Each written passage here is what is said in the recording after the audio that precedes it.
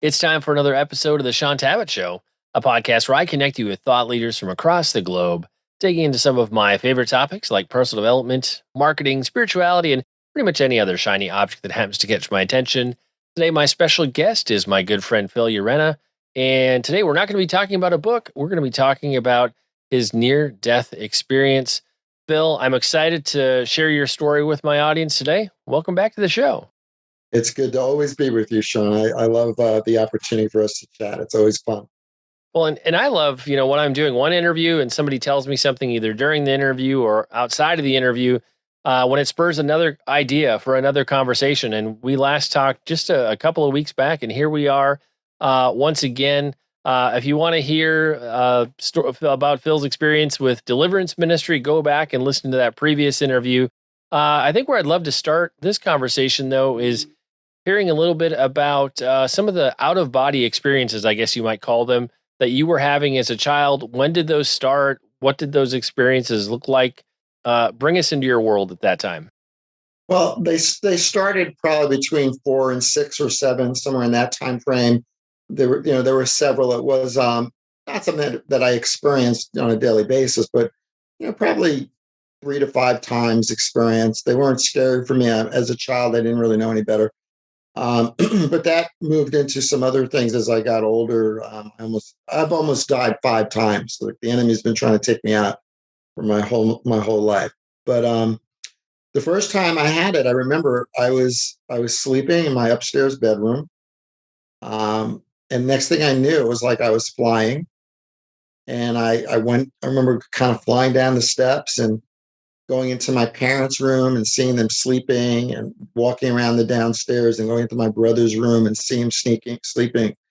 And just like a child would, I remember thinking to myself, like, this is fun. They don't even know I'm here, and I'm watching them and kind of chuckling. And as soon as I did, it felt like I was sucked right back, and I was back in my body. And I had that experience a few times over those years, along with some profound dreams also.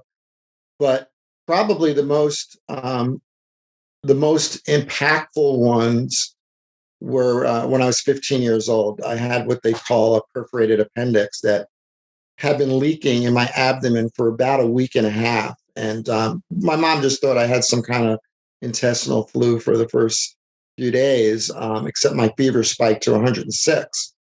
So they rushed me to the hospital, and when I got there, my appendix ruptured, and I ended up spending 3 months in the hospital. And that night, they rushed me into surgery, and don't remember any of that going on, but I remember waking up in the middle of the night and seeing a man who I thought was a doctor at the time, very Jewish-looking man. I never shared the story actually until I wrote my first book. I shared it in my first book. But I realized after the fact that it was Jesus, that I don't think I was literally awake necessarily. I'm not really sure. It's kind of like Paul, I knew a man. So I don't know if I was awake or if I was just seeing my room and there was this spiritual encounter. But he told me, he said, "You're very sick and you're going to be here for quite a while, but you're going to be okay. Have faith. You're going to be okay." And it turned out I was there for 3 months. I was in the hospital for 3 months. So towards the end of that 3 months, I had to have a second surgery because what went on with the infection throughout my body created a very large abscess the size of a grapefruit that they couldn't find. That was the reason I was in there for so long. So when they brought me back, they sent me home overnight because they just wanted to get me out of the hospital, and because I was getting depressed. And they rushed me back in the next day, and they had to rush me into surgery. And when I was in surgery, I remember seeing them doing surgery on me. And then I was back, and then I was in my room, and I suddenly was outside my body, and I could see my brother, my second oldest brother, who's 9 years older than me. So he was in his mid-20s at the time, with his head down. And I guess he was praying. He was bent over like this, and he was praying. And I was going up, up, up. And I was up probably to about the ceiling at that time. And as I said, I was really, really sick. I I was down to like 119 pounds. I was a 15-year-old in the 150s. I wrestled, I played sports. So I was really, really thin and probably malnourished to some degree. And I remember going up and I remember thinking, there's my brother, and that this was it. And then as soon as I became like mentally aware of what was going on, I was suddenly rushed back into my body. And I don't know how much time transpired, but I eventually opened my eyes, and my brother was there with me, just as I had seen him. And I realized, I think, at that point in time in my life, even more than I did when I was a kid, was that heaven and earth are so close, within the framework of creation. And, I was telling you before that physicists believe there's at least 10 dimensions for creation. There's 10, 11, or 26 was the prevailing theories. But there's more than just the three dimensions, and the fourth being time that we experience. And I kind of became aware that life is really fragile, but the closeness of the next realm is not that far off. Now, I wish I could say that as I was going up, I saw light. I didn't. If anything, I saw gray. I don't know if that's because I wasn't a believer yet or whatever, but I remember seeing gray, and then snapping back into my brother's body, and and and being aware that I was back.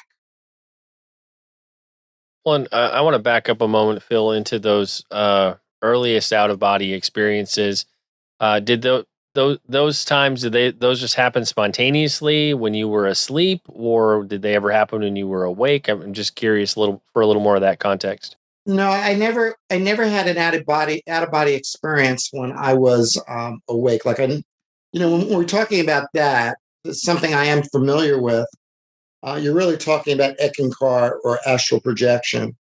And, that's really not something to play with, because you have to be somewhat intentional for that to happen. However, what I would say is the both of those encounters that I had in the hospital, the one with Jesus coming, and I really do believe it was Jesus. If it wasn't Jesus, it was an angel, just glowing white, but very Jewish looking. He had a beard. I tell people, if you ever know who Jonathan Kahn is, he looked kind of like Jonathan Kahn.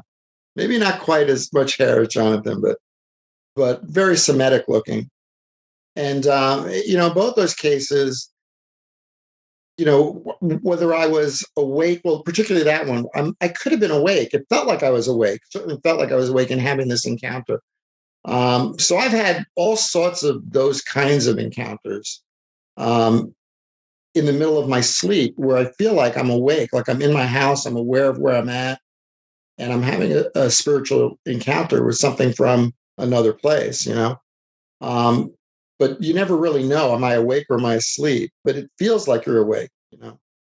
Like I can see my room, I could see my wife, next to me in bed, and then seeing this thing happening.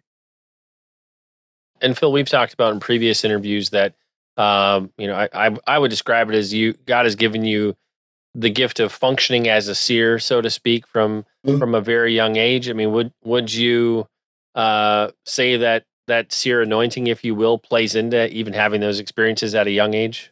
Yeah, I think they do. I think it, they absolutely do. I don't know if they play. It's hard for me to say if they play into the outer body experiences. They certainly play into the open vision type things, where I just have this sense that there's times when the veil between heaven and earth can be pretty thin. But in our Western mindset, we don't really have a framework to understand what that might look like. But we can see in the scripture, Jesus and two angels walking on earth. I mean, it wasn't like they beamed up from outer space and they came here. They just stepped from one place into the next. And I think there's some people that are wired in a weird way to have those kinds of experiences. My oldest brother has way more crazy experiences than I've had. And then there's others that just there's a moment that's sovereign, perhaps, where they have those kinds of encounters. But the out of body experiences for me, when I was little, I think really came out of a place of innocence and perhaps the wiring. But when it happened to me when I was 15, I know it happened to me because I was close to death. I really thought I was going to die. They thought I could die. I mean, 3 months in the hospital, with running a fever for 3 months, not a good thing. And in our last interview, you had mentioned when you spoke with your father about, hey, a doctor came in the middle of the night to encourage me. Mhm. Um, tell us about how your father responded, and I'd be curious to hear, just as you process this and look back on it through the years. Just what did that encounter do for you? How has that shaped you? Well, my dad was really angry because remember, I had only been in the hospital for not even 24 hours. They had done emergency surgery. Um, poison was throughout my body. And my dad came to see me the next morning, and I tell him this. So, what I had said to him is, I said, I think a doctor came last night. When I woke up, there was a doctor in the room sitting on my bed. And my father, I think, probably was bothered by the fact that I woke up and there was a doctor standing over me and sitting on my bed or whatever. And he ran out and said, what doctor told my son that he's going to be in here for a while? And they were like, there was no doctor. We didn't have any doctor on call. It was a Sunday morning. My surgery was Saturday late evening, like probably 9, 10 o'clock at night, emergency surgery. So there was no doctor on call in the hospital that night. I mean, you're going. I'm an old guy, so you're going back to 1970, and hospitals were a lot different back then. So when he came back in, I remember my mom was there, and they started like talking to one another. And my mom was a seer, and that's when my mom kind of thought he had a visitation. They didn't think it was Jesus necessarily. My mom had a visitation when I was born because she almost lost me when I was born, and an angel came and I don't know if I've ever shared this. It might be in my first book, but basically, angel came and told her that I would survive. I was premature, and that she was to name me Philip after the evangelist. And my mom wasn't super, she wasn't a Christian, so so there's kind of a history with that, with those kinds of things. It impacted me in this way. My dad died a few years later, and I think probably that encounter made me realize that, first of all, that heaven and earth are not these two places that are far off from one another. That it's paper thin.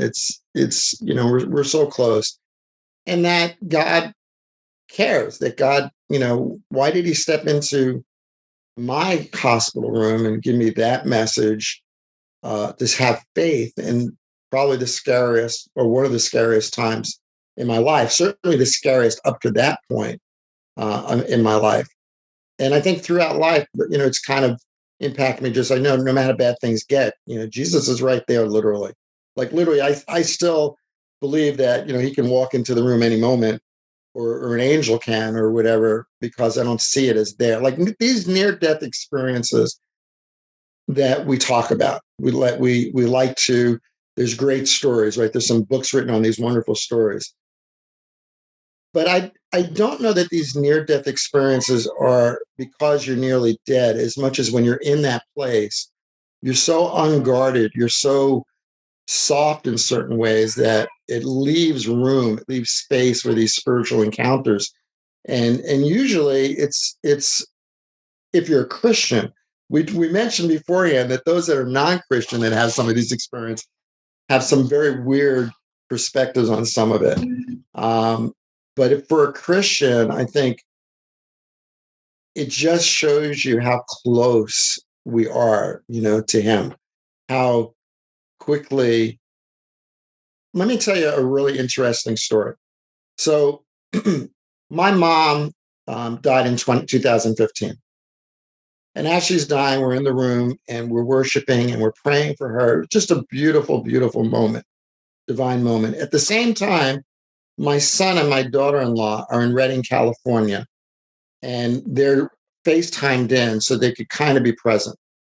So as my mom passes, my niece tells me, I had a vision of grandma.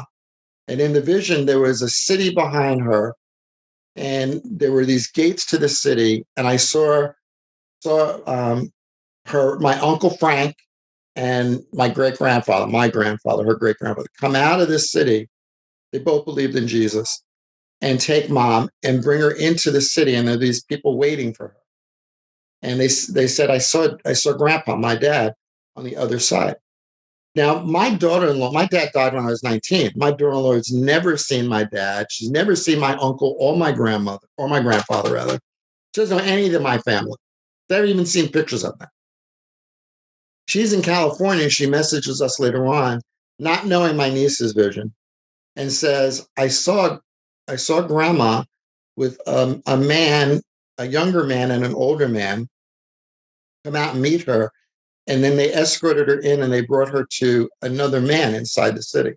And she was seeing it from inside the city out, when my niece was seeing it from outside the city in. And they had the exact same vision.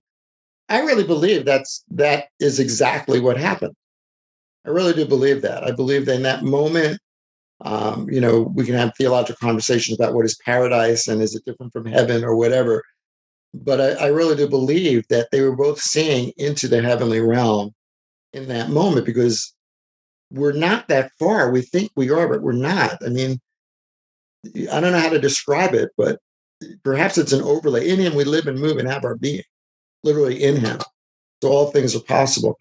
So I think we're having engagements that are not literally near death experiences, but fall into the same kinds of framework of the supernatural as those experiences do.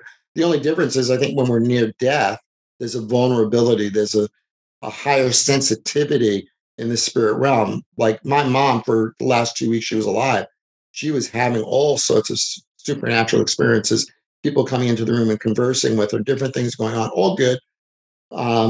Because the veil was so thin at that time. And I think that's what happens. The veil at death is so thin that it's just more common to have those experiences. But I think we're capable of experiencing those types of things, and we don't need to be near death. And I don't think we need to go seeking them. I just think we need to be aware that they can happen, and sometimes when they do, recognize that, not try to explain it away, because I think I've met people that they explain these experiences away. I think it was just this or it was just that. Well, maybe not. Maybe that was an encounter. And if it was an encounter, then there's a reason for it. Take that with faith, take it and let it breathe hope.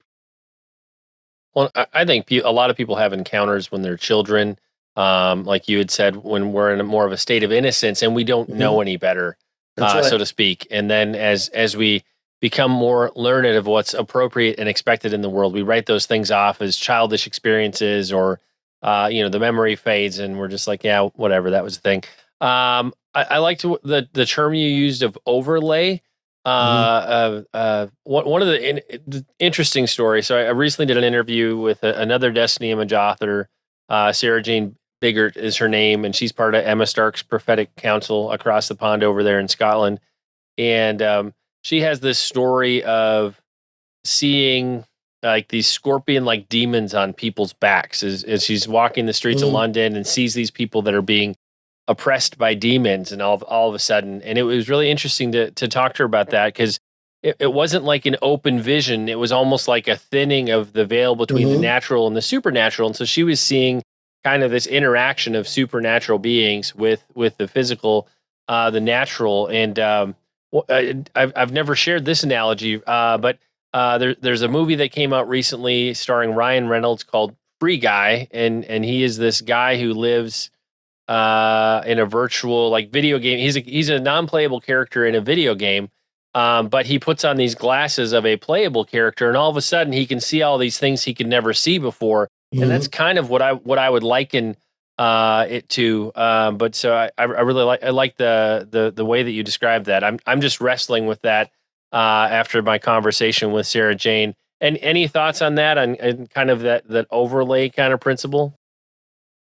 Well, I don't know if it's hard. How do we explain something that's beyond, our reasoning, but not necessarily beyond our experience?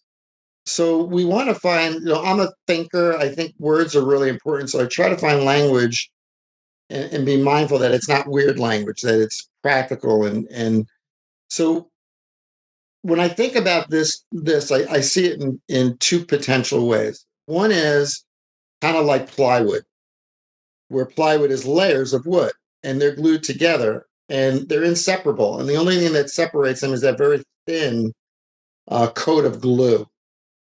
But they're connected, even though they're different. They're connected. And then I think the other analogy that I've thought about is kind of like multiple waves of light, right? Multiple waves of light that can crisscross, they go like this, and they can go in all different dimensions. And when we look at light, we know by science now, we know that within light are all the colors. If there's 16 million colors, they're all in the light. You can't separate those colors without a device a prism that separates those colors, and now you can see them. So the prism isn't magic. It's not like the color, those are all present in the light. So I think all these things, in him we live and we move and we have our being. So somehow in him, there's all these different potentialities and different layers and different expressions and experiences of the fullness of God. And then, of course, we have to bring in the enemy into that, who taints that, who clouds that, who tries to pervert it or counterfeit it, maybe like a prism redirecting and taking out the color.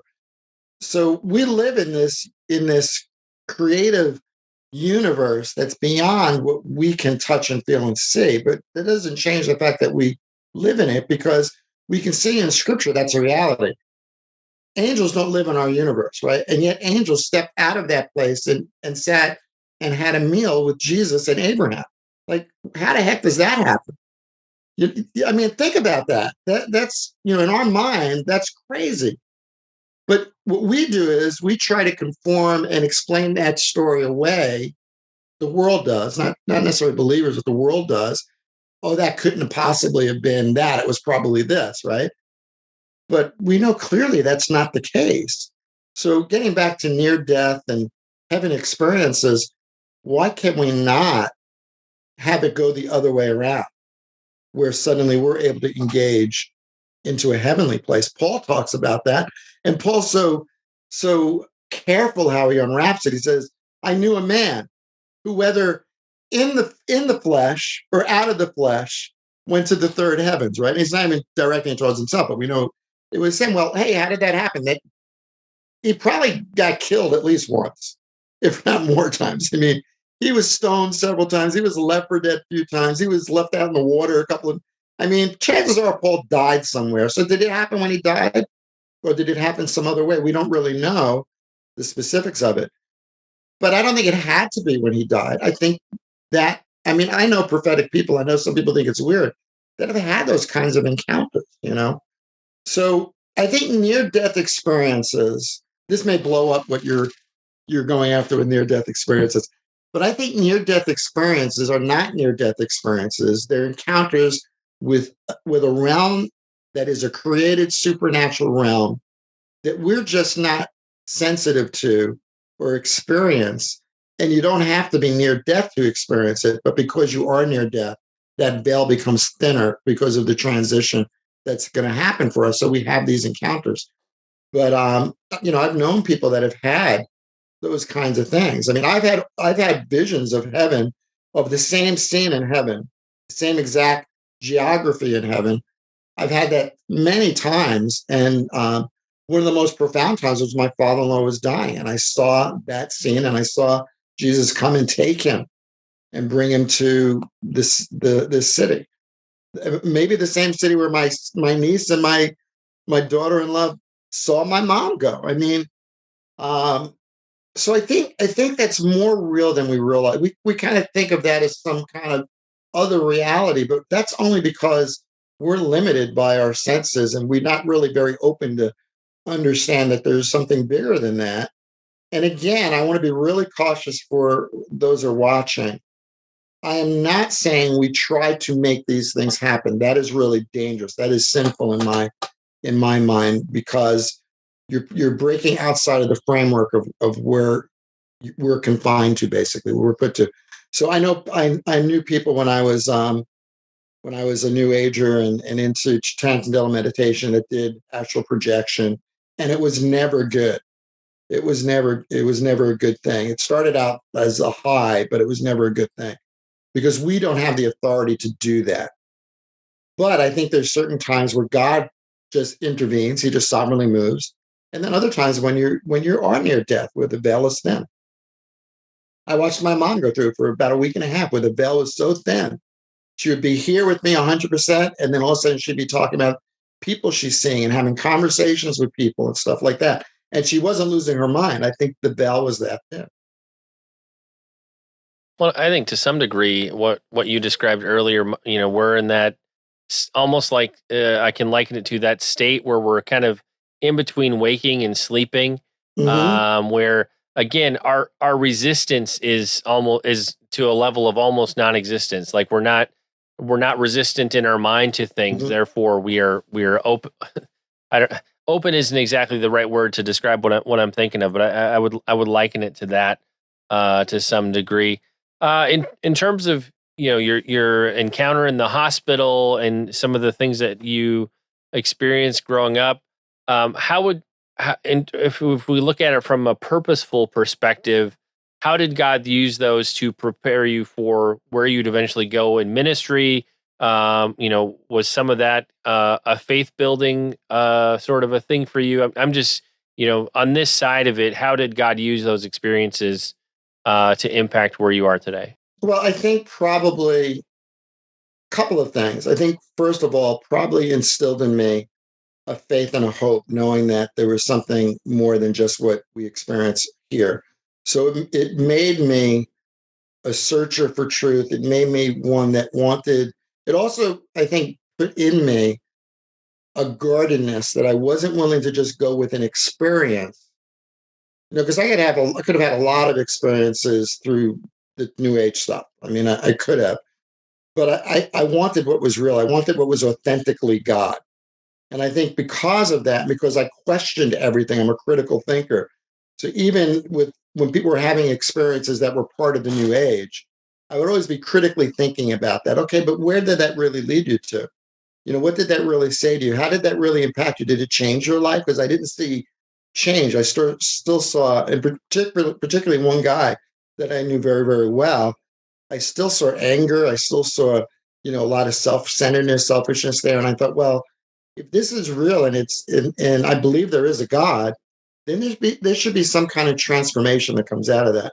So I think it made me open to the reality that there's something and someone bigger, and that I needed that I could not survive this side of heaven and be whole really without him. And it gave me a framework for faith that can't be seen or touched, because these were things that I saw and experienced that didn't make sense. So just, I think, gave me a framework to just say, I know God is there, and I know that he's not functioning the way we would function. There's a supernatural, and an understanding that there's a supernatural that's God, and there's a supernatural that's not God, and being able to start to think through those things as I was having various experiences, saying, was this God or was this not God? If it made me move towards him, if it made me feel peace, if it made me feel love, if it made me feel hope, then I knew it was God. If it made me afraid or it made me feel some other thing, then I knew it wasn't God.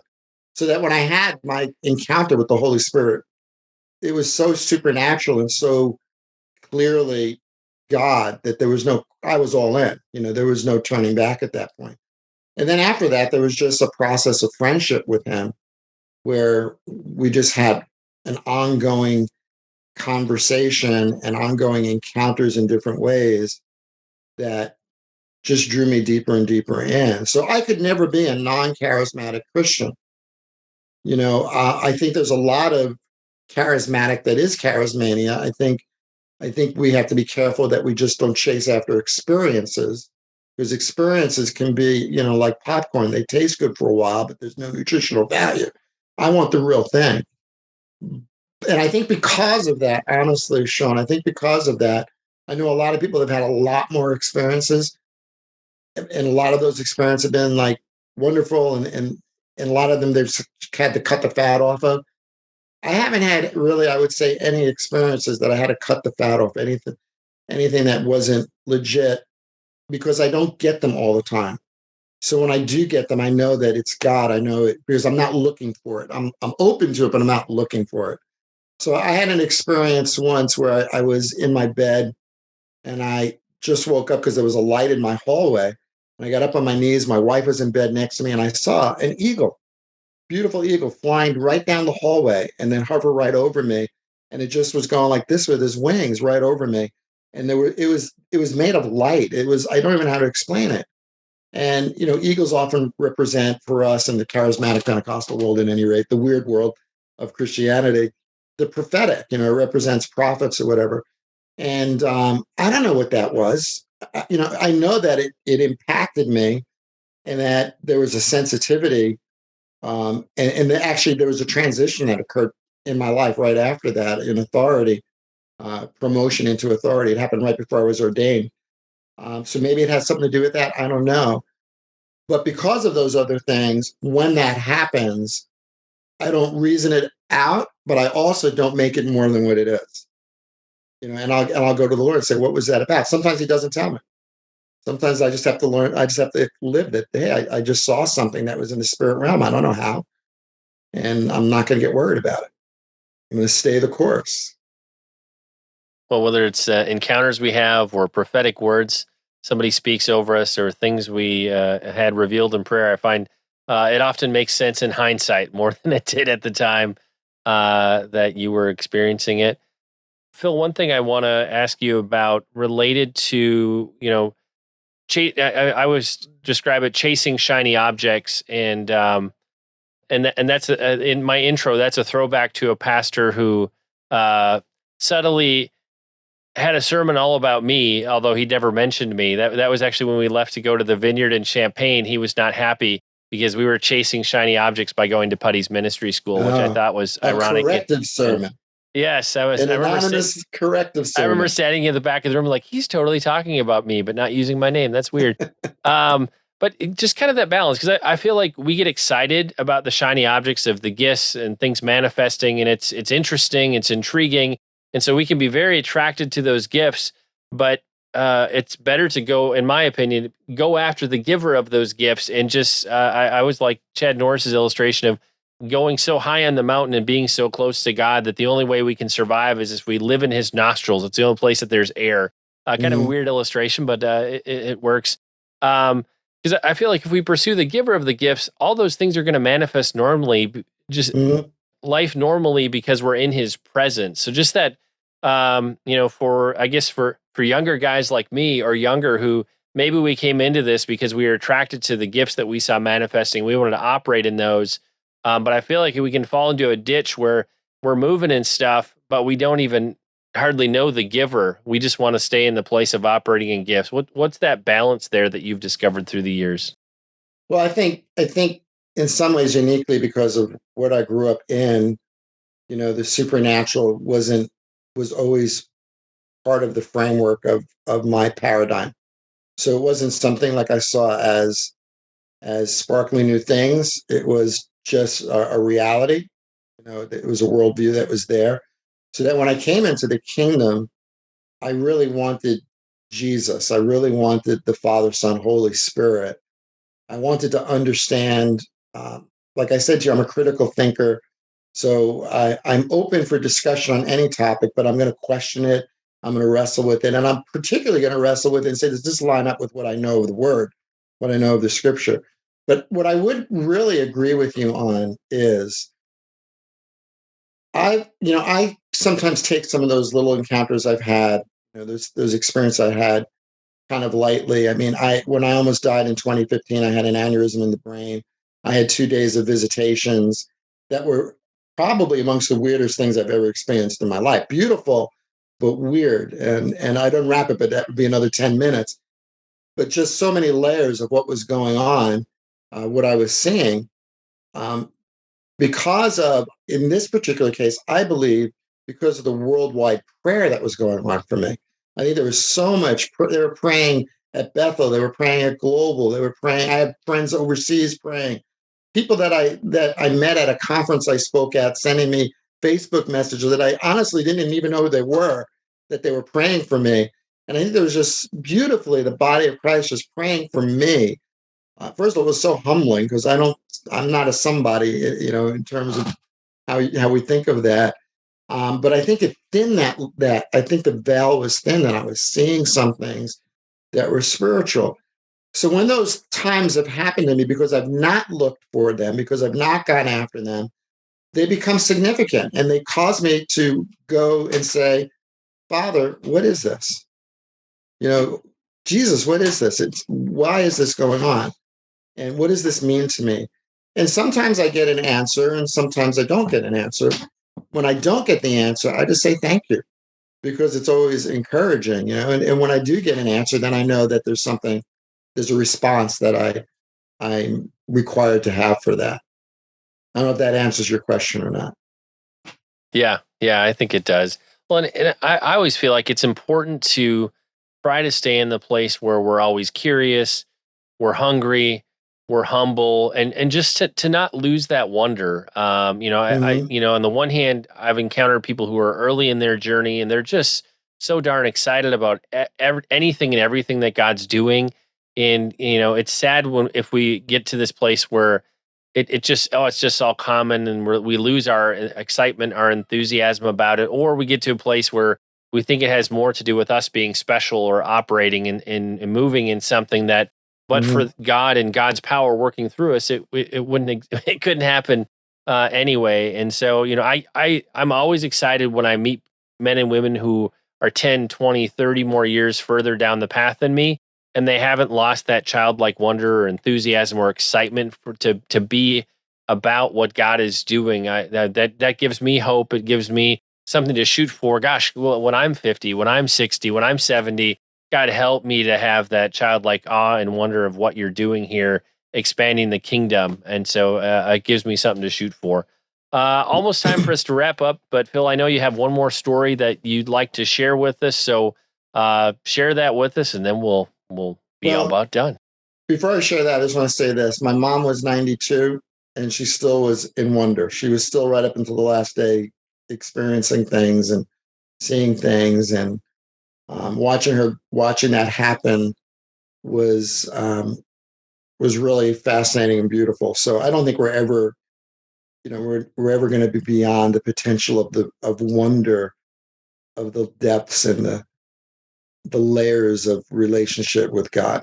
I don't think that ever ends. The only thing I wanted to share with you, I was thinking near death experience was my my cousin's father-in-law was dying, and he had slipped into a coma. They had really said that was it. He only had hours, if that, to live. And I had led him to the Lord, and they wanted me to come and see him. And by the time I got there, he was in the coma. And I did what every good charismatic young Christian would do. I said, Joe, come back in the name of Jesus.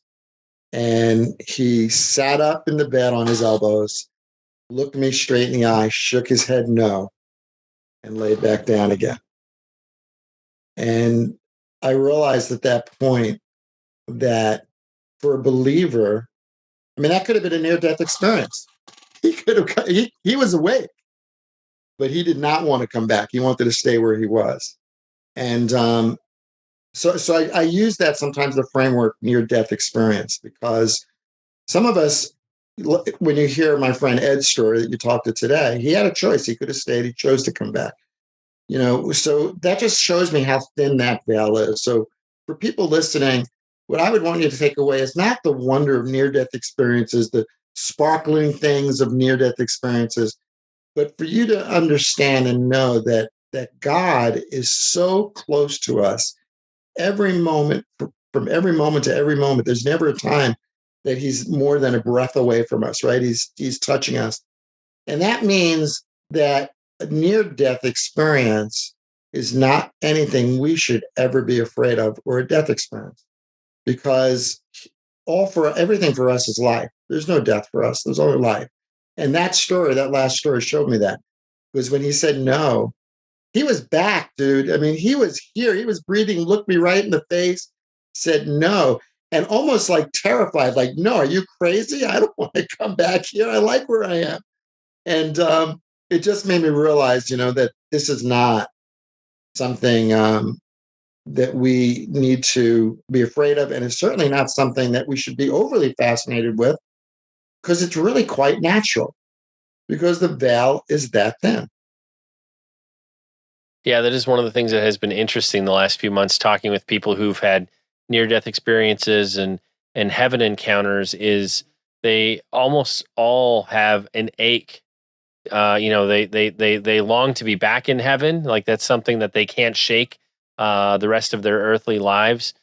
If I could say just one thing before we go to everybody who's watching, chase Jesus. Chase after Jesus. The experiences will come as they come. And if they don't come, that's okay too, because it's all about him. Going back to the conversation, I did a kind of a pre interview with our mutual friend Ed today, and I've seen this with so many of the men and women I've talked to who've had these heaven encounters. It's just there's kind of this empty space in their heart, this longing to go back to what they experienced in heaven, because I feel like they've reached the culmination of life. If they've touched heaven, they've had that encounter, the experience. That's our home. That's where we're supposed to end up. And there is that longing for it, even though they're happy to be back on the other side of the veil, if you will, with their friends and their loved one. There is always this thread, if you will, that continually keeps them connected back to heaven.